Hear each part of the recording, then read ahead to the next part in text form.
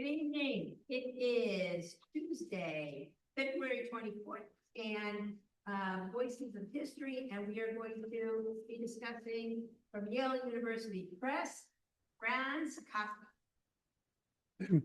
And yes, this particular book from the Jewish Lives series, which is what we're kind of basing this class on. So I don't know if you guys had a chance to actually look at this or not. So we'll talk about it. I think it's a pretty good book. I think there's some places where I take some issue with the author. I don't know if you had a chance to look at it either, Susan. This biography. Yeah.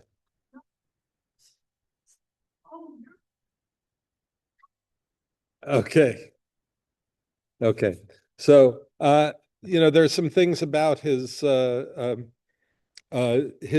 thoughts about Kafka that I really like. I mean, that were opened my mind about it a little bit, but I think there's some other things that I really don't like about what he had to say about him.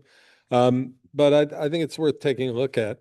But so we're taking a look at the life of Franz Kafka and his work and his impact on literature, which is sizable, I think, for, he only lived 40 years. So he was born in 1883 in Prague to a German family living in Prague. So he actually spoke German better than he spoke Czech. And all his writing is actually in German. He died in 1924 after a 7-year battle with tuberculosis. That sounds like it was a pretty awful diagnosis for him. That towards the end of his life, he was unable to speak or swallow because it moved into his esophagus.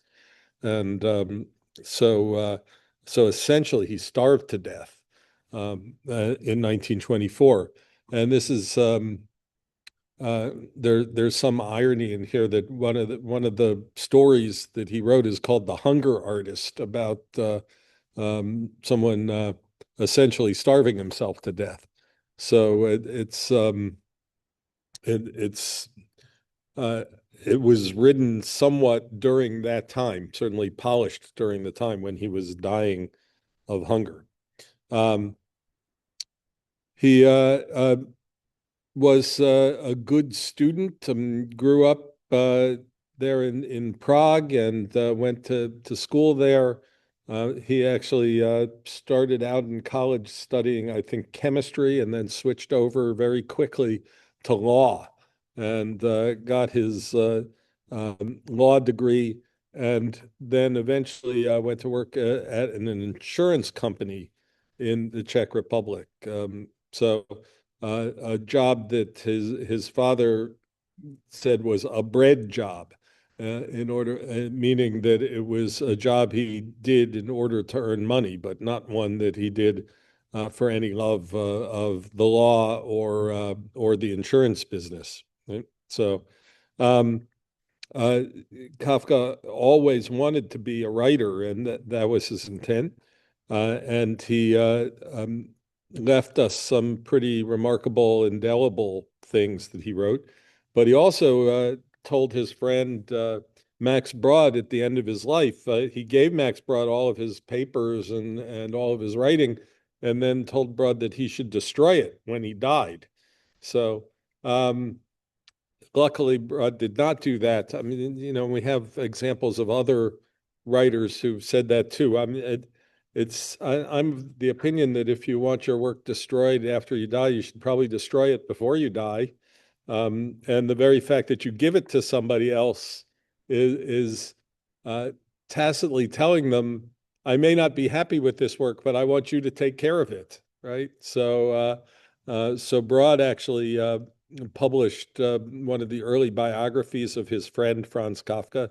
He published many of his letters and diaries over time, and Brod is very responsible for Kafka's reputation in many ways. And in recent years, some of those papers have been republished, new translations. Broad sometimes took out a couple of things that he found distasteful. Didn't destroy them, but he just left them out in his publications, and so a couple of things have crept back in that were originally part of it. So visits to brothels and things like that were excised to some degree, at least um, from the original diaries. And then there are so Kafka's best known for some novels and short stories. And honestly, I think Kafka didn't necessarily think that any of them were finished.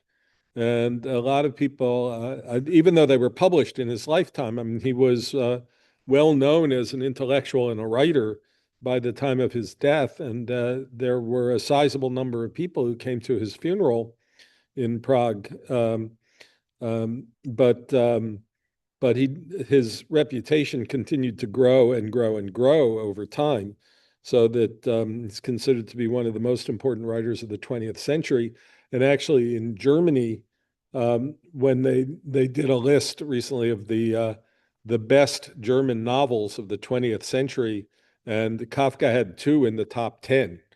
He only wrote three novels, so two out of three are considered to be among the best of German literature. Now, admittedly, the best German literature is from before 1933 and after 1945. Right?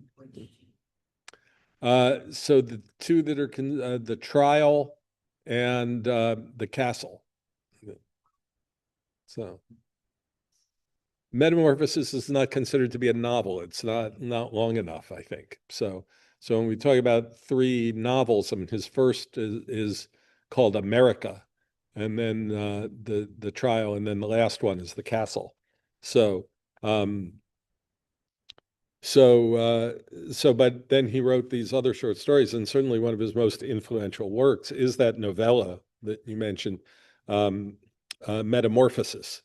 I mentioned when we were talking about Mel Brooks, the connection between Mel Brooks and Franz Kafka is that when Mel Brooks, when the producer character is looking for the worst play in history to produce, he's lying there looking at scripts, and he picks one up and he reads the first line, and it's the first sentence from Metamorphosis, which is, Gregor Samsa awoke one day to find out he had been transformed into a giant cockroach.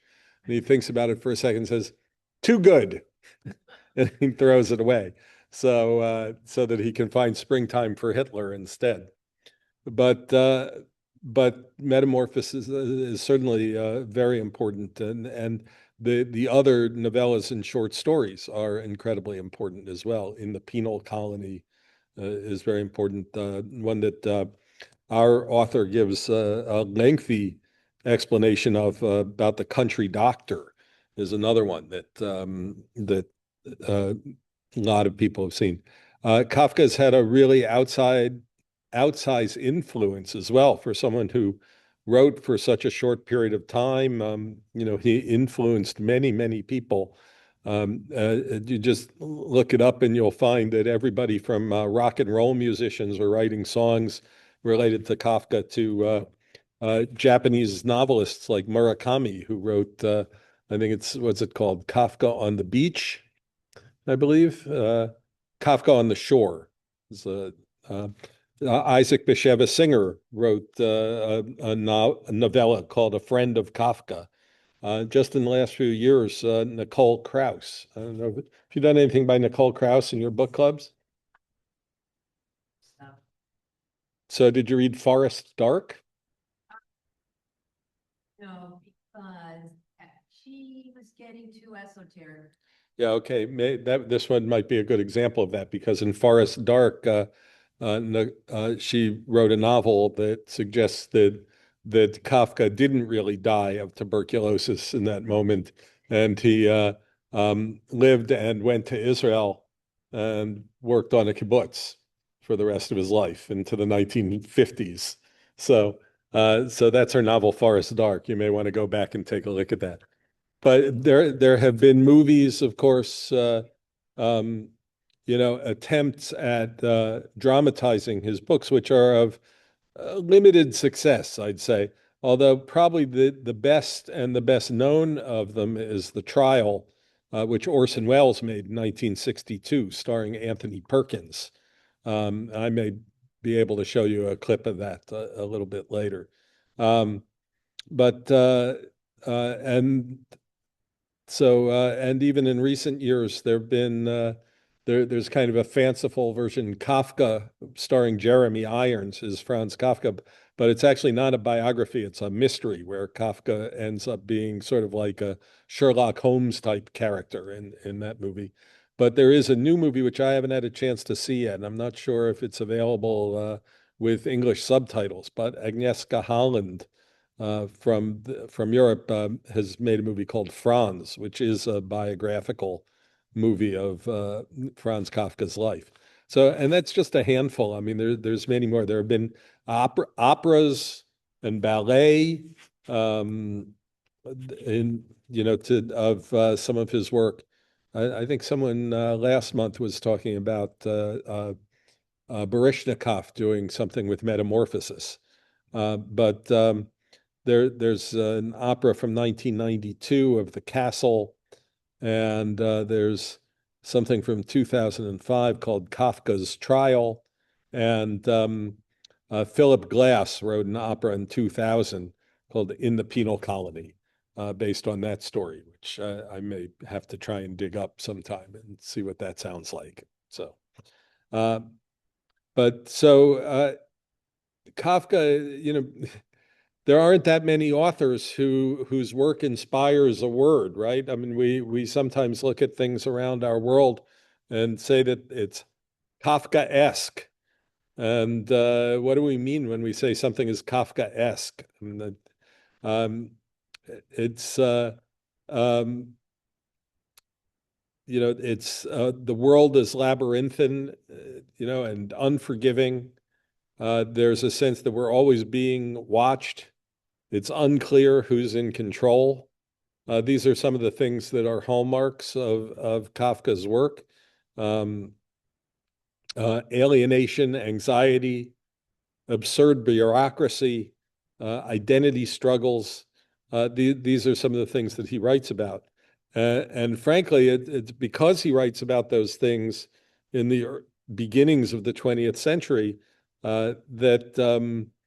that his work continues to be read and people continue to admire it to this day because it mirrors our own feelings of being overwhelmed, powerless, misunderstood, and in a modernizing world, whatever generation you're in, it's the newfangled things that come along. Now it's AI and whatever, right? Cause um, a a confusion, right? So Kafka's writing of confusion as a universal human experience is one of the things that has lasted for now 100 years, right, since his death. So so I think people still relate to him. We have a relatively small turnout here tonight, perhaps because people are watching the State of the Union address, which I would suggest is a Kafkaesque experience, right? You know, to to to um, to ask these questions of in this ridiculous labyrinth of things that we seem to be stuck in the middle of. There's a lack of clarity of who is really in control. Um, is uh, fits right into the kinds of anxiety and the anxiety that I think many of us feel in this particular moment. So these are words that I pulled right out of books about Kafka. Absurd bureaucracy. Well, okay, we got that. So we've had absurd bureaucracy for a long time, but it seems to be even more so today, right? So I would argue that Kafka is particularly appropriate at this time, and and he's only become more important over time rather than less so. And this is not because I think that he was, he wasn't clairvoyant or something. Wasn't uh, he wasn't some kind of prophet. But I think he read the tea leaves of what was going on in the early part of the 20th century before he died in 1924, and he saw the seeds for everything that was to come. So it's so what he wrote in the early 20th century in a way predicts the rest of the century, right? It's not so much that he predicted the rise of Nazism, for example, but or the Soviet Union, which was in its infancy, when he died. But this idea that that we're always being watched, that we're being accused of things um, when we don't even know what the accusation is. Those kinds of things fit so well into what comes in the rest of the century. So I think that that's pretty remarkable sense of, and it says something about his brilliance. Now, the chapter I like best in the book that we were talking about, the Poet of Shame and Guilt, as it's called by Saul Friedländer, is the one that relates to his Jewishness in particular. So he was born into a Jewish family. He never left Judaism. Many other folks in that time period were falling away from the faith, but he was born into a fairly assimilated Jewish family, German Jewish family in what's today the Czech Republic. But um, he had some admiration for some of the Eastern European Jews who had kind of a simple faith, as he understood it. And he, being an intellectual and having gone to university and things like that, found it impossible to move into that world, into the non-intellectual world of Hasidism, for example. Um, but he did have some admiration for that, and he did have some love for Jewish ritual and tradition when he encountered it. But most of the time, he lived as a kind of a secular Jew. He spent a little time with people who were in the early days of the Zionist movement, but he didn't find his place there either. Although really at the very end of his life, I think the very last thing he wrote was a postcard to a friend in Israel, in Tel Aviv, and talked about going there to at least for a visit. Um, but he certainly wasn't well enough to do that at that time. Um, so, but he was familiar with a lot of Jewish tradition. I mean, when he writes, I mean, you can find the sort of precious kernels in the work of what he knows about Moses and what he knows about Abraham and things like that. So, in that sense, his Jewish upbringing, which essentially he went to religious school until he had his bar mitzvah, shows up in his writing. And he was familiar certainly with the work of Martin Buber at this point, and Buber's interest in Hasidic stories, but he didn't really like the Buber's version of Hasidic stories. And so I think in some ways, I'm not saying it's the key to understanding what he's doing, but in some ways he's writing Hasidic tales as if they were written by um, uh, alienated secular Jews, which is it's a peculiar thing, but I think that's really what he's doing. So that he he gives us in some places, these little. And I'll share a couple. This is from a book called Parables and Paradoxes, which I've had since I was a teenager. This particular uh, the copyright on this one is 1958, but the original copyright was 1935, so about 10 years after he died.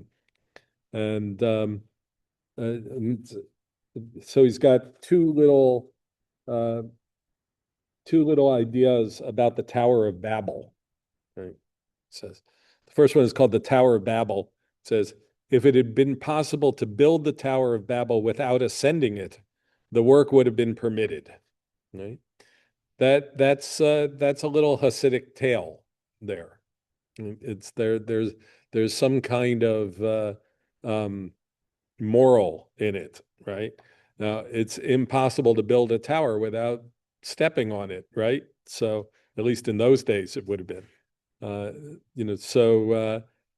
it's not about the tower, right? It's about the attempt to ascend and become God, perhaps. But then on the very next thing he writes is called the Pit of Babel. It says, what are you building? I want to dig a subterranean passage. Some progress must be made. My station up there is much too high. We are digging the pit of Babel. So, what does it mean? I don't know that I can tell you exactly what that aphorism means, but it feels like one of Buber's short Hasidic tales. And the message is something about sometimes in our labyrinthine world, we just start digging, right? Some progress must be made. Towards what? Who knows? Where are we going? Who cares, right? Just get a shovel, okay? And that's his observation of what we're doing, and that this kind of absurd behavior he compares to the Tower of Babel, but in this case, perhaps even worse, the pit of Babel, right? So and so he had several of these. Some of them have become some of my favorite quotes over the years. Um, this one I really think speaks to the way ritual is born, right? It's called Leopards in the Temple. It says, leopards break into the temple and drink to the dregs what is in the sacrificial pitchers. This is repeated over and over again. Finally, it can be calculated in advance and it becomes a part of the ceremony. So that again, I mean, it feels like a Hasidic tale, but filtered through this intellectual and uh, you know lonely and alienated soul, right? But so you look around, okay, why do we do the rituals that we do? So some of them appear, right? I mean, this is sort of the thing about synagogue life, that things become our custom. How did they become our custom? We did them enough times that, well, now it's the way we've always done it, right? It may, Why? yeah, well, You do it twice, that's the way we go. right. That's right. And so this little thing about, so the leopards come in and drink the wine, it's a tragedy, right? The second time, this is terrible. Once you can figure out when the leopards are coming, it's a ritual, right? So I think he's onto something, right? That, um, uh, this one's darker. So it's called Couriers. It says, they were offered the choice between becoming kings or the couriers of kings. The way children would, they all wanted to be couriers. Therefore, there are only couriers who hurry about the world, shouting to each other. Since there are no kings, messages that have become meaningless.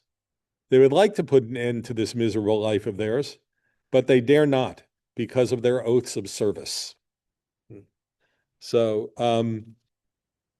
so we are all couriers, I think would be his point of view, and that we're all running about bringing messages that we don't really know where they came from, and we would stop, but we promised to be couriers, so we have to keep going, right? So it becomes a matter of honor and place, and it's like that. So I actually just saw the musical. I've seen it a few times over the years.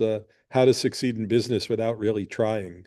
It's Northwestern right now. It's delightful to see a bunch of young people playing old people in this show, but as well as some young people playing young people. But it's very clever. But the business that the young man becomes successful at, the point is that nobody knows what they do.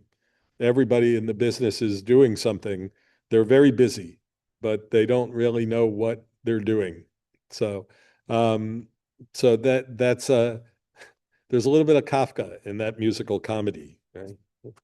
I think I have one more in here that I've mentioned to people often from Kafka. It's called The Coming of the Messiah. It says, the Messiah will come only when he is no longer necessary. He will come only on the day after his arrival. He will come not on the last day, but on the very last. So, and what I think he means, I think that's actually, I take that as a very positive little Hasidic tale, if you like, that it's up to us to make the world better. And when the world's better and we don't need the Messiah, that's when the Messiah shows up, right? So the Messiah only comes when we are doing something rather than, something that comes from out of the blue somewhere. And that's part of Kafka's issue is it's who is in control. Is too much of an intellectual and too much in the 20th century rational tradition to believe that there is a God who is in control. So it's not the way the world works from his point of view, and so uh, that's that's the problem that he feels that we're all up against all the time. A God who refuses to reveal God's own self, a God who refuses to be a commander, a God who refuses to be clear, right? And so it becomes something else for us. So, um, so our author here calls him the poet of shame and guilt. And where I think he goes off the rails a little bit is relating it all too much of it to Kafka's sexuality and to his relationship with his father. I mean, I think those things are important in Kafka's life, but I feel like it's too reductionist of what he is and what he does to bring it just to that level. I think that there's something more to it than that. And I'd say like, shame and guilt are, you don't really need to be guilty of anything to feel guilt. You don't really have to have done something you're ashamed of to feel shame, right? I think that in the even now, but certainly in the time period where Kafka lived, just being a Jew in Europe was the dominant culture was intended to give you shame and guilt, right? And he feels it. And so I think there's something deep in that has nothing to do with whatever his sexuality might have been. He was never married. He had no children. He did date women. We don't have any actual evidence of him being homosexual. Our author even suggests that he was sexually interested in children. We don't have any evidence of this. Yeah, that's what I disagree with. Not so much that he's entitled to say that, but that's the shame and guilt that Kafka is carrying. He knows he's not supposed to. He doesn't act on it, but that's the shame and guilt that he's carrying, and so the work comes out of that. I think that's just too reductionist. Even if it's true, it's too reductionist, right? And I don't see enough evidence that he presented here to make me believe that that's true. It's much more plausible that he was gay, um, you know. Um, Shame and guilt, and these Yale University Press books are interpreted, right, which I have found after reading a couple. right. So, so he's intending to, I think he's trying to break some new ground, maybe. so he went out on this limb a little bit, the author, Saul Friedlander. He's certainly very, very smart and very articulate and, but I think that, uh, it's really missing something to reduce it down to this, uh, you know, thing that is not universal, right? The shame and guilt that Franz Kafka writes about is actually sort of universal. I mean, anyone who lives an examined life probably at some time or another feels some shame and some guilt. It's a part of our nature in a sense. And I think that's where what Kafka's really writing about.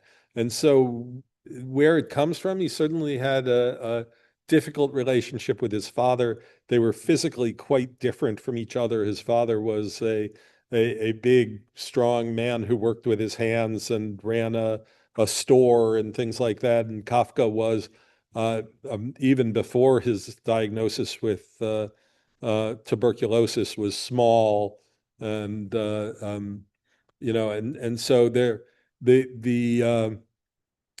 the image of the Jew, right, in Europe, that kind of, you think of those Nazi caricatures of effeminate small Jews, right? Well, Kafka fit that thing, and he was mad at himself for fitting that thing, right? That he wasn't big and strong, that he wasn't like the new Jew that they were talking about in Zionism, right? I mean, he was an intellectual, part of the intelligentsia, which is why I think by the way, if it was just that he was gay, there were plenty of gay, you know what I mean? There was plenty of that around, he wouldn't necessarily have felt guilty about that, right? Except that's not what his dad wanted. No, He was no. small, he was, Right. if he was gay, that would have been friction with his dad. Yeah, and there was friction with the dad, and mom appears to be very quiet, not so much a part of the picture as the dad. I mean, at one point in his life, in one of Kafka's happier times, he wrote a 100 pages a letter to the father, which everyone sort of takes as being actually a letter to his father from him. I'm not sure if that's fair either, right? But um, you know, um, Philip Roth wrote about his mother. I mean, it wasn't really his mother. Yeah. People who knew his mother said she was nothing like the mother in Philip Roth, and I know that because I know Philip Roth's father, right? So when Philip Roth talked about his brother, he turned him into somebody that he wasn't too. So. Um, the most real book about Philip Roth's family is his book, what's it called? Paternity, I think. Is that what it's called? About his father, something like that. That's a nonfiction book, and and the picture of the mother is very different in that book. Um, by the way, I think you could make an argument that you can draw some lines from Kafka to other writers about Jewish anxiety and angst, in the later parts of the 20th century, including Philip Roth and Saul Bellow and Mordecai Richler in Canada, and maybe even Woody Allen. I mean, you can draw lines right to these people from Kafka. Uh, Woody Allen made this movie, really made him the most popular, was Annie Hall. The original title of Annie Hall was anhedonia. Anhedonia is a psychological condition, which is the inability to take pleasure in anything. And that's the character that he plays in that movie, is someone who's unable to take pleasure in anything.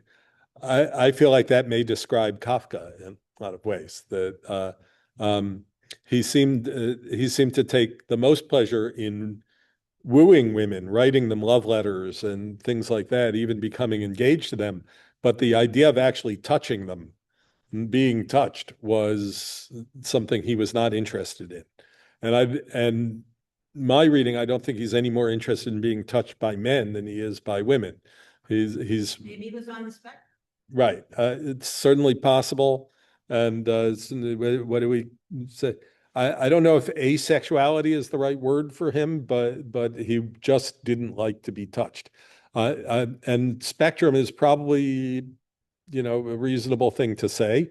No way to prove it, of course. But in order to write, he needed silence. He complained over and over in his letters about uh, the noisy rooms in his building, that he could hear people closing doors in other apartments. And, he would have been, today he would be wearing headphones, right, to avoid that. I will say the job itself, this job in an insurance agency, I think, an insurance company, right? So he spent his days deciding on whether or not somebody would get paid back by insurance. uh, he's like the judge in the trial. You're putting people on trial for things they don't know that they've done. You're deciding whether or not they get a payment. You know, it leads to some of the kinds of stories that he writes about these. We all know what it's like to deal with an insurance company, I think, right? And have to jump through all kinds of hoops to get to even to just to get to the right person to talk to find out whether, we're covered for something or not, is very much like the trial, it seems to me, which is all about a guy who's accused of something he doesn't know what. No one will tell him what he did. He can't find the person who's supposed to judge him, but there are people who are taking notes about him and what he's doing, and he's saying, right, it starts to feel like, oh, and that's why we get the word Kafkaesque. So, um, I think it's really interesting in that sense. There's a story that Friedlander talks about a lot in here, which is about the country doctor. It's worth looking at that chapter in his book too. But you know, he, the main character is this doctor who's called out in the middle of the night to go see a patient somewhere. And I don't remember the details. Something is wrong with his horse. So his servant girl has to run around trying to find horses for his carriage so he can go visit this person. And uh, the horse groomer shows up with horses for him. And but the horse groomer is not a servant. He comes he instead of being a servant, he turns into a figure of power. And it strikes me again is here is this Jewish predicament in Europe, and particularly if you're a small person like Franz Kafka. But here's a big man with horses and things like that, and so he becomes kind of the victim of the groom instead of the master of the servant, which is what he should be. And the same thing happens when he gets out and sees the patient, who, while he's there visiting the patient, the family turns away from science, and instead they end up, stripping the doctor naked and doing some kind of ritual that goes back, before religion, you know. And at the end of it, the doctor ends up in exile out in the snow with the horses. So it's a really interesting story. It's certainly peculiar, but it feels like to me that this is a story about anti-Semitism and about this uh, turning to the primitive, right? Away from the intellectual, away from the rational, right? Here is the doctor who represents rationalism, and the family would rather do animal sacrifice than listen to the doctor's advice, right? It may be that the boy is beyond saving, but that's not necessarily a part of this. And then he ends up uh, exiled out in the wilderness with the horses.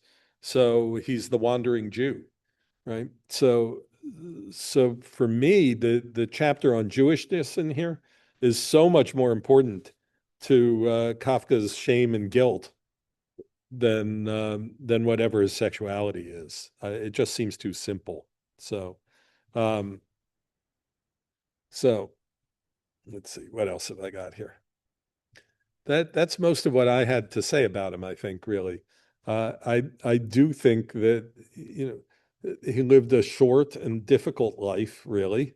I mean, he had, he was paid well for his job. I mean, he was not, he's not a starving artist by any means. He was able to do what he wanted to do.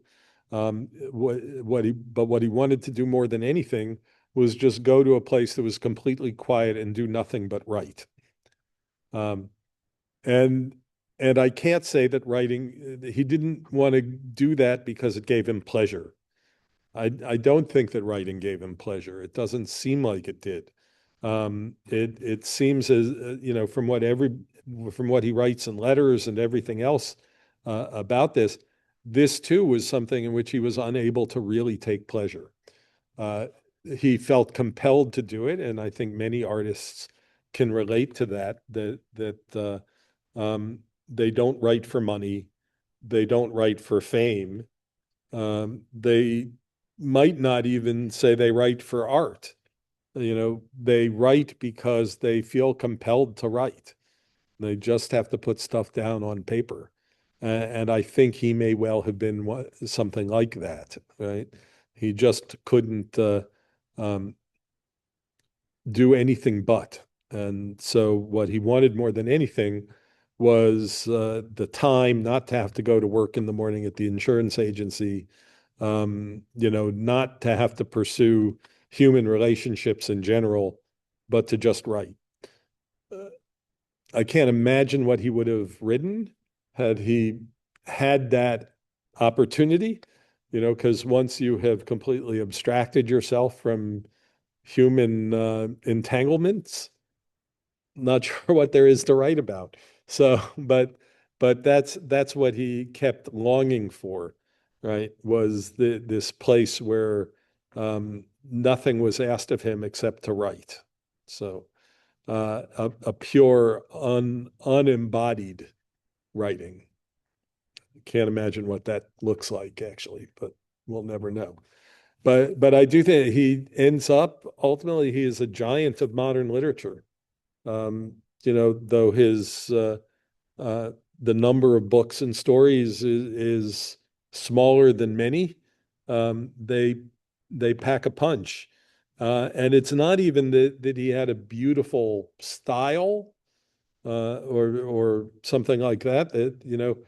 First of all, it's written in German, so every time we read it, unless you happen to be a German reader, you're reading in translation. So it's I'm not entirely sure I'm getting the full experience, but it tends to there are elements of it that remind me a little bit of Hemingway in the simplicity of language. He doesn't go in for big words, which is more than I can say for Saul Friedländer, who sent me to the dictionary more than once, actually. But um, he uh, so there's a kind of simplicity to his style, but it's more in his ability to create these crazy parables. This one that Philip Glass turned into an opera. I'm not sure I'd want to see it, but in the penal colony, which is one of the almost all of Kafka's work takes place at night in the dark. In the penal colony is the one exception to that I've found so far. It takes place at an island prison somewhere, perhaps some modeled after something like Devil's Island. And of course, he would have known that Devil's Island is where uh, Dreyfus was sent by the French in the Dreyfus affair. But really, the gist of the story is about the old commandant has died and is replaced by a new commandant who doesn't like the way one of the guards has invented a machine to punish the prisoners, which is essentially a kind of a torture device and a tattooing machine, so that the nature of the person's sin is written on their body by this needle. And once you can read what the sin is, the prisoner dies. Yeah, yeah, it's lovely. It's lovely. I know you'll be running out to read that one, but um, He's on the tour in Prague. yeah. You know, it looks like his house, the cemetery, Mhm. everything. So Yeah. he has lasted to 2026. Yeah. Yeah. And like I said, I think some of this stuff feels even more prescient right Yeah. now, in the world that we find ourselves in than it did when he wrote it. So, but so the end of that in the penal colony thing is that they tell this guard that he can no longer use the machine, so he turns it on himself, and it writes his own sin on him, and he dies. So it's yeah, I mean it's repellent, right? It is Kafkaesque. It describes the right that word. This is so it's the kind of bizarre inventiveness that he had, which do, it's a strange pleasure to read, Metamorphosis, right? You're reading it right now, isn't it?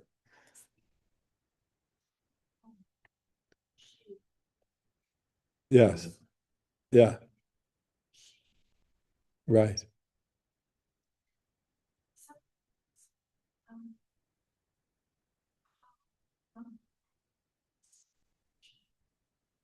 Because I had something lying on the chair, and my granddaughter was 12 at the time, looked at it and said, "Oh, that's a poem by Kafka.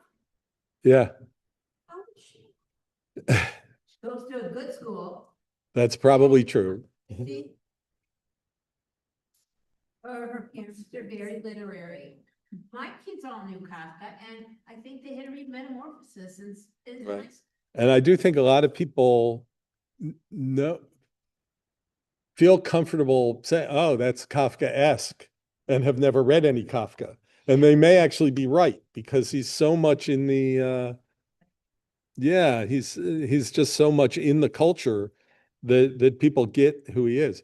I would say I was preparing for tonight. I ran into an article that said why Generation Z loves Kafka, right? So and they were talking about some of the things we were talking about is right that they know what it's like to live in a world where you don't really know who's in control and you're filled with anxiety and um, I was talking to someone the other day. She's in a graduate program in psychology, and she was called into some kind of panel, and they threatened to expel her. And none of it follows any of the procedures of the school. The school has written down procedures and things like that. It has nothing to do with her grades. Her grades are good. Her advisor never gave her even a hint that there was something wrong. And then something happened and she doesn't really know what, and she's been threatened with expulsion. Right. So since the day of the threat, some other things seem to happen. I guess you could say cooler heads prevailed, but it was almost like it was mistaken identity or something. We don't really know what happened, but she got called into this tribunal, for no reason. Well, that feels Kafkaesque, right? And so, we're living in a world where it's an appropriate word. And so I think on the internet and wherever, young people are finding their way to him, you know, maybe just because someone says, wow, that sounds like something out of Kafka. And they say, what? You know, and that's how they get there. Right. But that's what this article that I saw was suggesting that, Generation Z. So when they're the post millennials, right? So okay, so that would be kids. That would be like your granddaughter.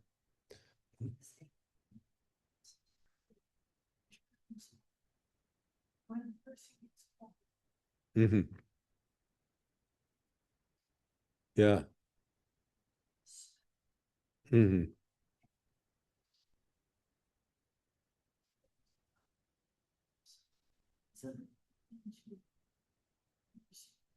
Right. Yeah.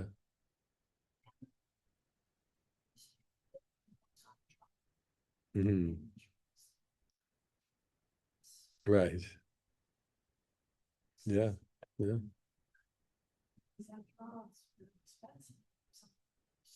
Right. Yeah. Yeah.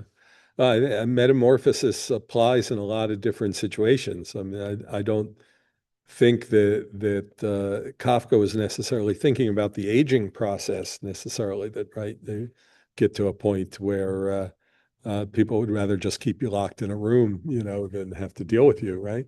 I don't, so I do think it comes out of his sense of shame and guilt, but it certainly applies in the situation that you're talking about, and in lots of others, so I think he's just, in some ways, his metamorphosis is just uh, a person revealing a true self, right? And then people not being able to deal with the true self that gets revealed. And it's definitely in sort of Kafka's mind, if we all revealed our true self, we would all be nothing but insects anyway. Right? So, right. Okay. All right. Thanks. Thank Thanks you. for coming.